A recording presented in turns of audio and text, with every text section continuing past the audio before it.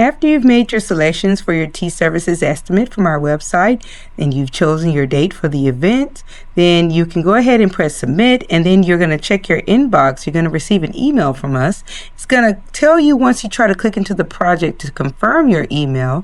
You'll check your email once again, and then after you've confirmed your email, then you can always click go to the portal at any time.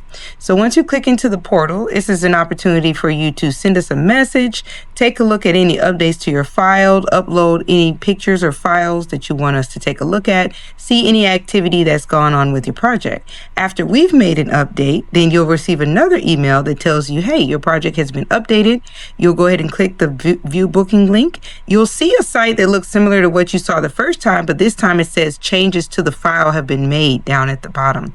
So it's going to tell you to review the changes. It's going to make you look through the website. It won't let you continue until you review the changes. This is designed for you to take a look at anything and all the selections, any modifications that have been made before it allows you to move forward. That's how this is designed. You'll approve any changes that you see if you approve, and if not, send us a message and let us know why you don't approve of any changes.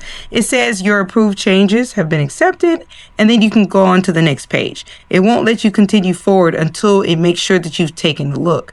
This time when you take a look at this next page, you'll see that it's telling you the spaces that you need to fill out. These are required fields. If you try to go forward, then it's going to tell you once again, please fill out this information before you move forward. So once you've filled out the information, the address information and what's required about the event, then it will allow you to move forward to go to the next page.